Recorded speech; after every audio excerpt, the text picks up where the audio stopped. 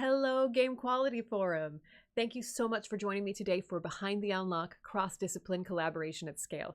Unfortunately, our collaboration today will not be in person due to life having other plans, but I'm really appreciative of you spending time here today as we go on a journey to find out how user experience, visual design, engineering, QA, localization can all adapt our techniques to build shared understanding when projects seem impossible.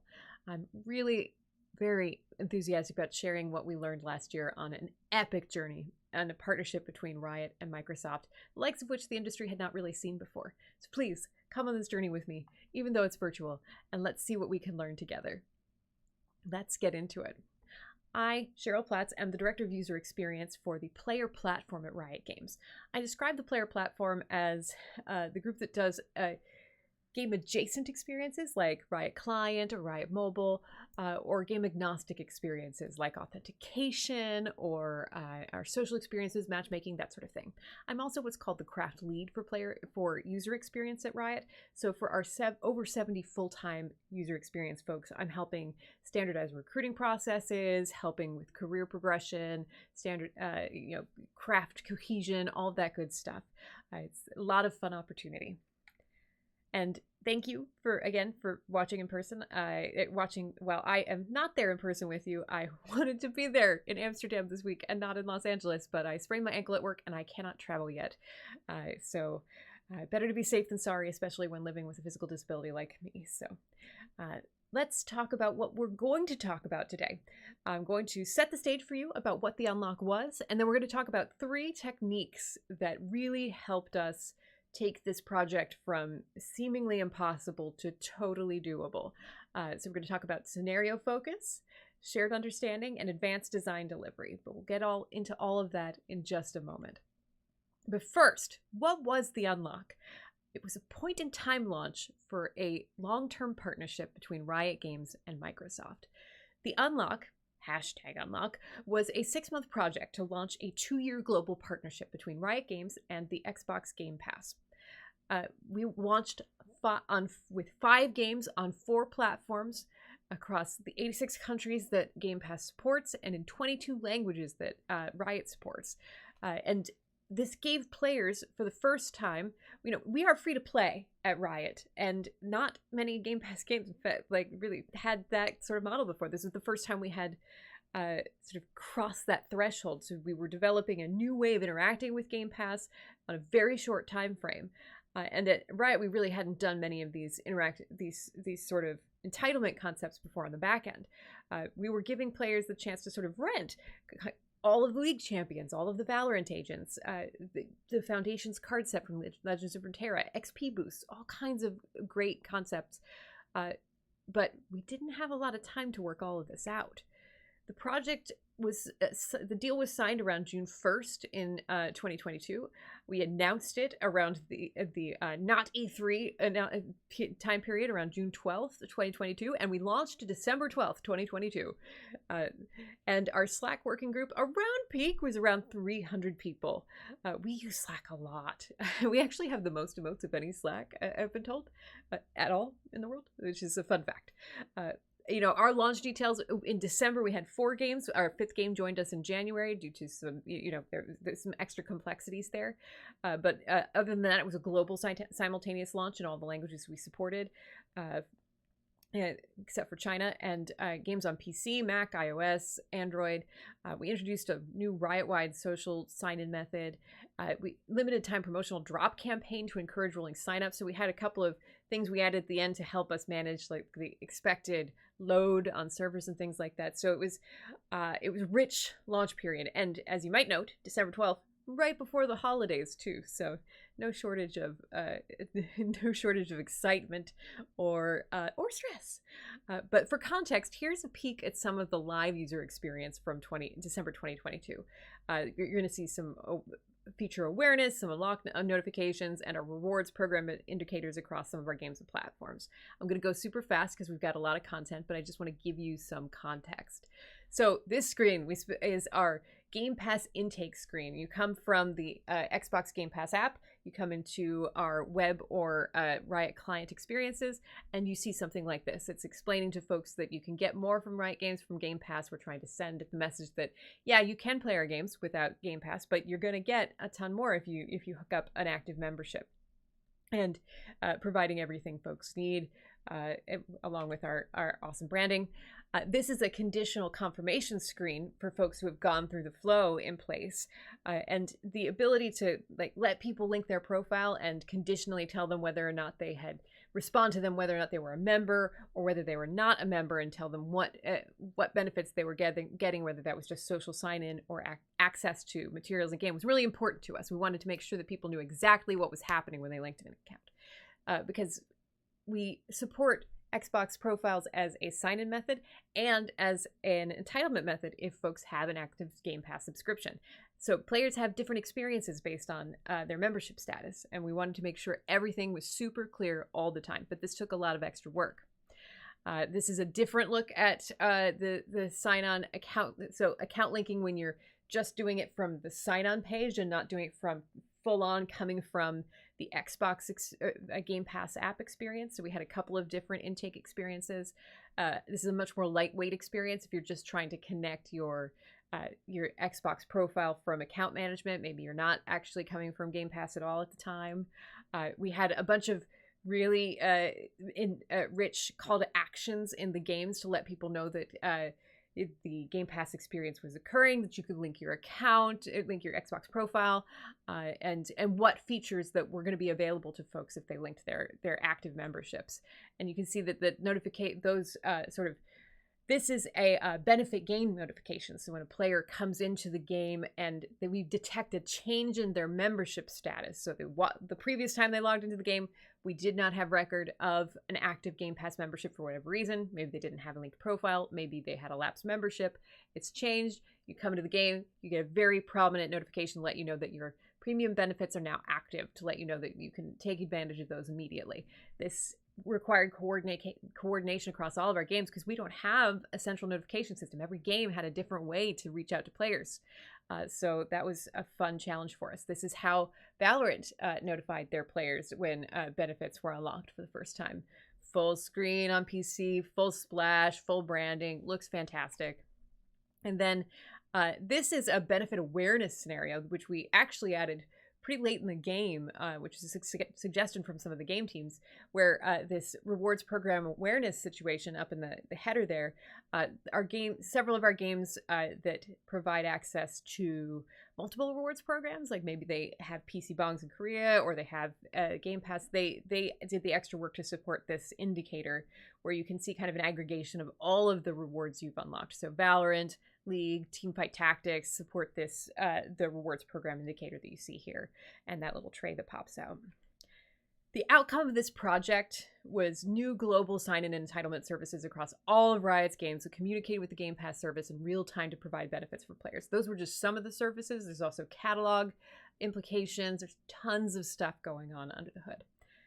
And yet, there were no large-scale player-facing service incidents during the first 6 months of our product launch window. Yeah, as with anything, there were certainly some moments where there were some folks who didn't have access, and you have to troubleshoot those things as they come in. But we were still amazed at the fact that it went as smoothly as it did, and it's a testament to the hard work, coordination, and collaboration of everybody on the team that we got to this point. So, and I also wanted to point out that the engagement on the features has exceeded our initial expectations and actually had a positive impact on newer players, which we didn't know how it was going to work when we unlocked all the benefits. Was it going to make it less engaging to play? But the feedback we've kind of seen is that giving people a lot of access to benefits, the rental stuff has actually made folks mention that it's maybe easier to onboard. It's early days still, but it's really exciting to hear comments like these. So let's get into it. How did the user experience craft help set the unlock up for success? And, we're here at the Game Quality Forum. How did we work specifically with QA and localization? So keep an eye out for the that animated Valorant spray there, the good game well played. So you can see specifically where some of those partnerships took place. Now, I mentioned up front, we're going to talk about 3 techniques, and the first one we're going to talk about is planning with a scenario focus. So calling out risk, opportunity, and overlap while keeping the player at the center. One of the unique things about the Game Pass project was that UX design was engaged during the business development portion of the process. And so I was called in May of 2022, before we signed the deal, at the request of leadership, to help define the core UX needed for a successful launch, what a few of us dubbed the minimum lovable product. So my challenge was to broaden what was pretty much a largely technical focused discussion, like what features are we going to support for Microsoft, to include an end-to-end player-focused lens that helped us answer questions appropriate to the business development stage of the process. But what questions were those?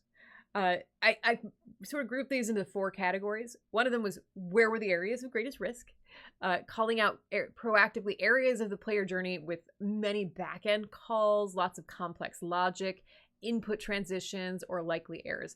I wrote a book a couple years ago called Design Beyond Devices, creating cross-device, multimodal cross-device experiences. And I talk a lot about transitions, because transitions in many ways are where our experiences go to die. As designers, as engineers, we're trained to focus on a single device experience, but it's where things move between them that things are easily forgotten.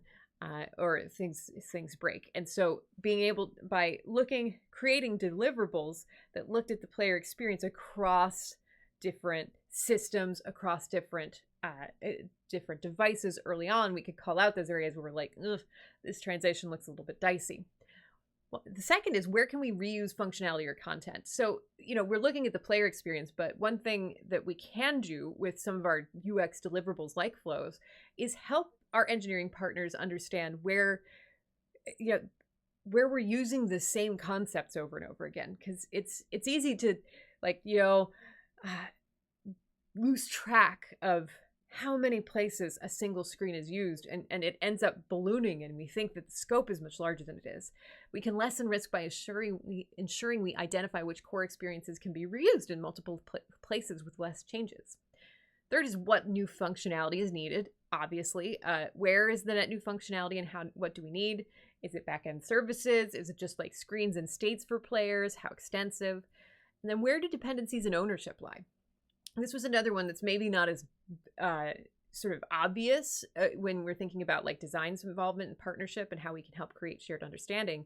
But for something where players are jumping between Microsoft and Riot controlled surfaces, calling out that there are, back to the transition point, this is a Microsoft surface, this is a Riot surface. That's an important point. It calls out how much cost each side is going to have. It calls out how much content each side is going to need to manage. It gives us a sense of what brand approvals are going to be needed. And it makes things, and also dependencies on the game teams, because I mentioned I'm a designer, sort of design director for Player Platform. And while I do have a role across UX on Riot, the game teams owned a lot of this experience. And so we didn't have the authority to go tell the game teams what to do.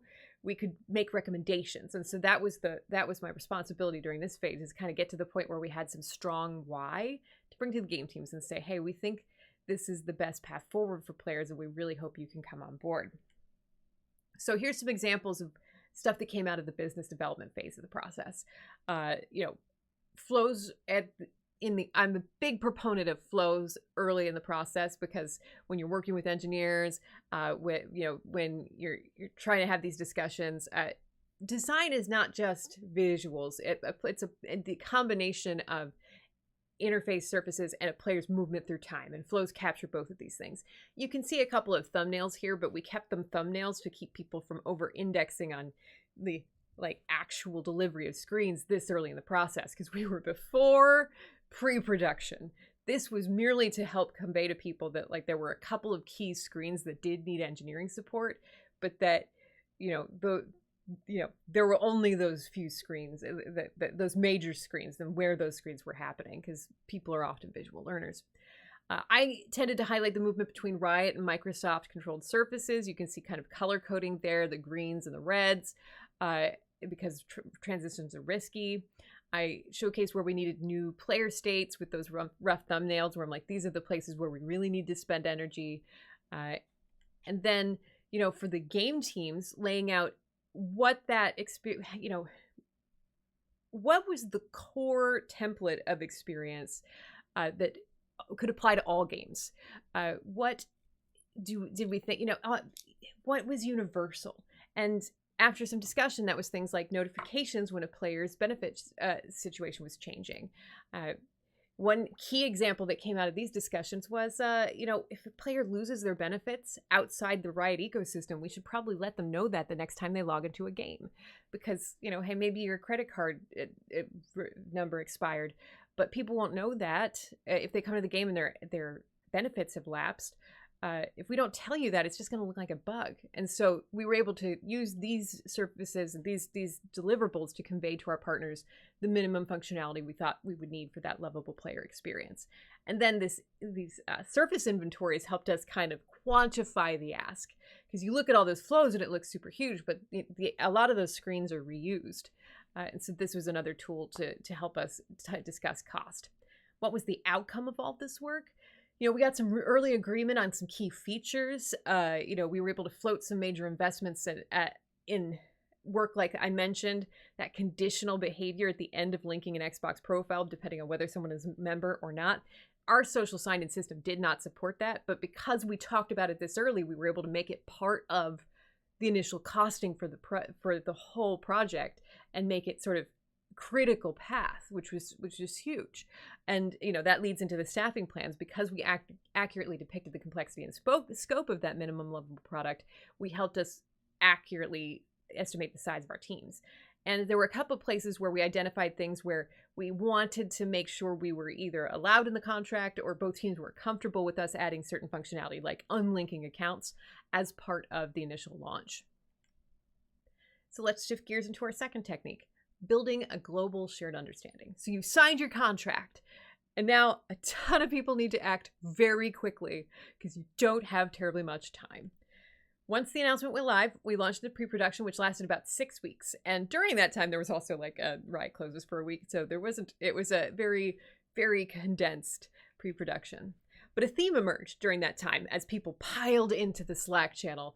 As teams onboarded, they asked the same questions. And those questions, a lot of the answers were in those flows I just showed you. Now, I could have responded and said hey, that stuff's already there.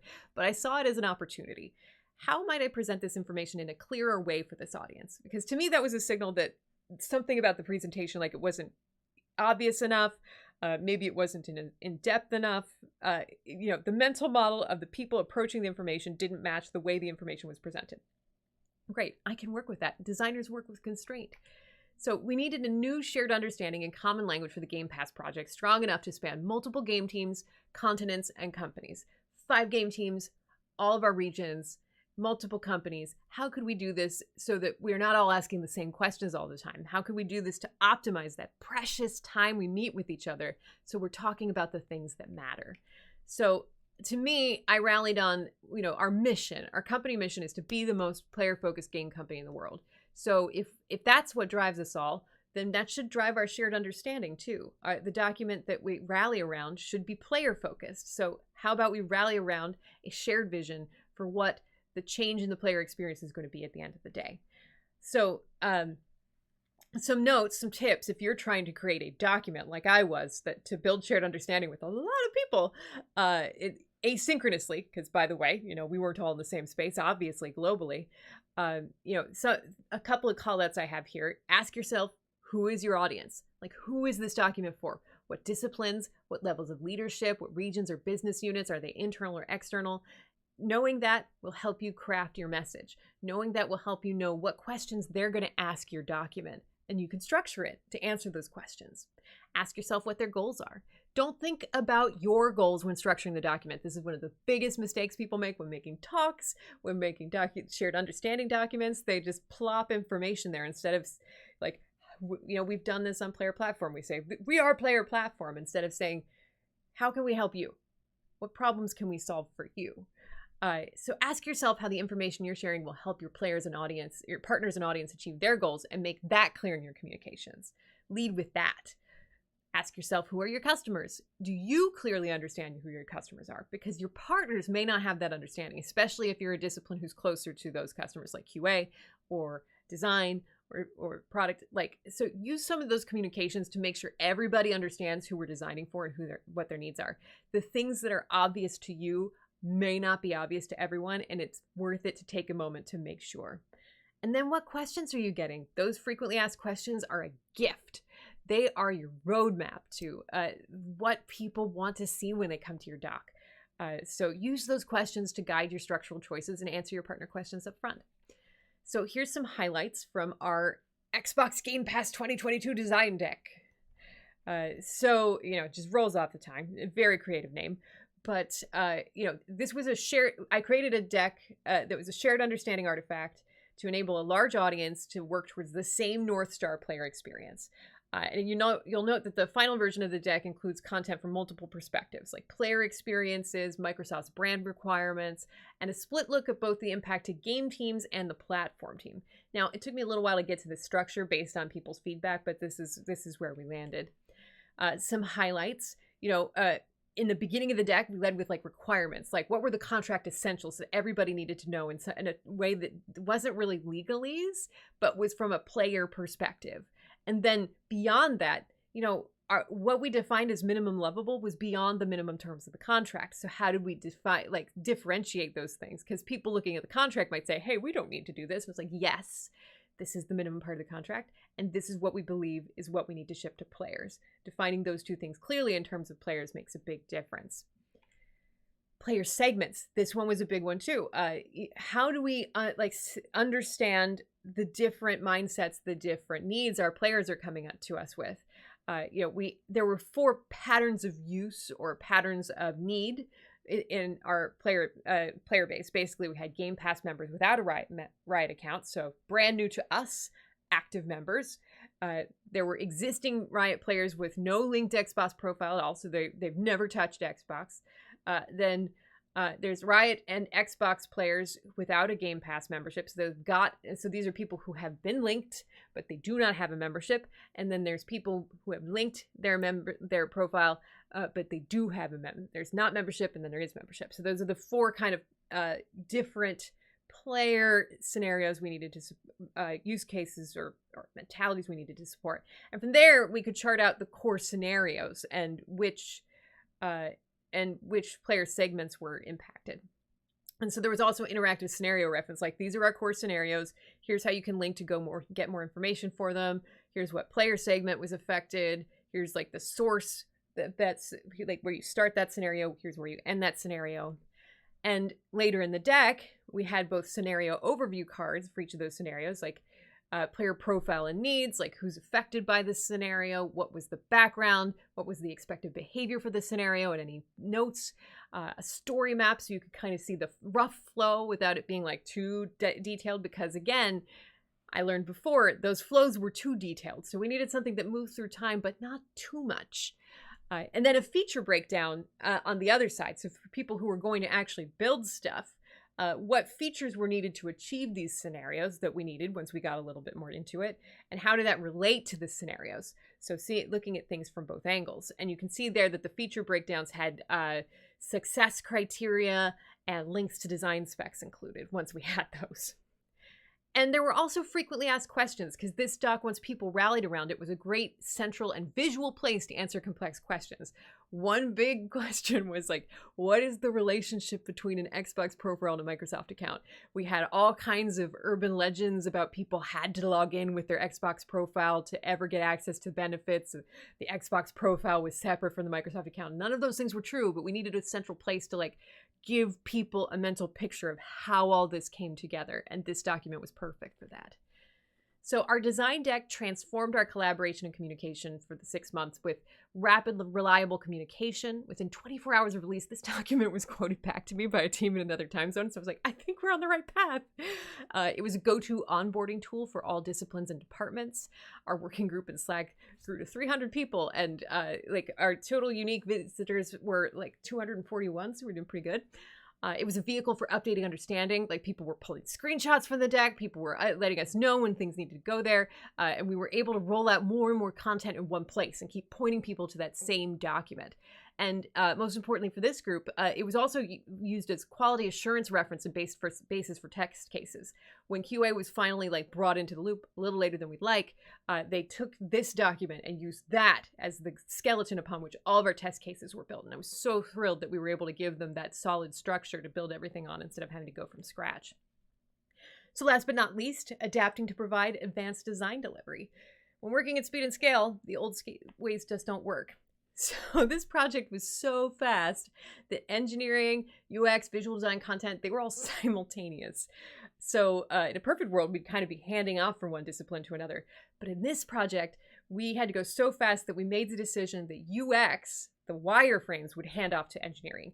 And then visual design would go in parallel to engineering. So we would immediately incur design debt that we would have to go back on. Whew, that was a lot for us to process, and it took us a little while to figure out how to deal with that. Localization happened at various times in parallel with engineering, and QA was really compressed, so we had a lot to deal with. And we had a huge design team. Most projects had 1 to 3 designers, and as you can see, we had more than that. There's UX, there's visual design, and we had collaborators from other game teams, so there were a lot of folks working on these designs too. How could we deliver wireframes and flows direct to engineering and avoid complete rework when those visuals and content came back? We had to work together to adopt a much more rigorous design delivery process quickly. And so we had to solve 3 problems. Cross-deliverable parity. So when we have like wireframes and visual designs and we have content, all of those things need to be like linked to each other so that a single engineer understands like the golden thread that connects them. We needed to have easy path to brand compliance because Microsoft has requirements for how we refer to an Xbox profile or their logos or anything like that. And so we needed to make it easy to get that right. And then content reuse. Like we mentioned before, many of the key strings in our experience were actually used across screens and states. So without proper guidance, devs might implement those uniquely, increasing like QA, localization, and update costs. So we wanted to keep things as tight as possible because we could not afford for things to balloon. So how did we adapt? We pivoted to make sure the delivery files in Figma represented only the latest known codable state. This was a shift for us because that meant the delivery files had no hypotheticals, no explorations, and no past versions. Any work in progress had to go somewhere else. We made sure that any developer could work from the delivery file at any time because there was so much work going on. And we did all kinds of other stuff like new file delivery structure. All screens were named and labeled. All strings were named and labeled. We had new wireframe and annotation best practices for archiving things from the delivery file back into the work in progress, central tracking of all of our Figma files on Confluence. We adopted a lot to keep things moving. And we also adopted a process for handling our content. So we do have a localization process, but it's not a full central CMS. It's not really useful during the product development process. And we just don't have a CMS for core product strings. Our project had over 100 unique strings, often reused across multiple products, and we needed a way to track which ones were in legal approval, which ones were in brand approval, which ones had gone through content. And so I spun up an Airtable real quick when I realized we were having trouble tracking content. And so this allowed us to identify each of the strings in Figma with a content ID, see how many things were being reused, where they were being reused, what state they were in. We could assign strings to different people, and along with the set and tags of properties for quick searching, and it gave us a much easier way to send things to localization because we could just export from here. And to deliver wireframes direct to engineering, we got much more intentional about wireframing. We adopted purple to make it clear what was wireframe. And you can see here, like, we don't even have like placeholder text in our wireframes anymore because the placeholder text was sneaking through and that placeholder, and it was hard to tell it apart. And so like bad brand stuff was getting through. So we just kept the content IDs in the wireframes, made it very clear what was before and then the difference between that and our visual designs. The content repository, when paired with our stronger delivery design process, meant repeated strings were often localized once and where possible, sometimes implemented once across multiple surfaces. This vastly reduced our risk later when last minute changes to legal text came in and had to be localized in like many languages before launch. We had 3 strings to translate instead of dozens. So how does this all come together? How did we enable successful collaborations across disciplines at scale and speed? We planned with a scenario focus, we built a global shared understanding, and we adapted to provide advanced design delivery to folks in a situation that was very fast, very large scale, and required high rigor. During most of this project, we questioned whether it was possible. 6 months? But we never acted like it was impossible. Even in our toughest moments, we acted like a team with a plan and a way out together across all disciplines. So I hope for you that your next group adventure exceeds your expectation and that maybe some of these techniques will help you along the way. Good luck and have fun. Thank you, everybody. Have a great conference.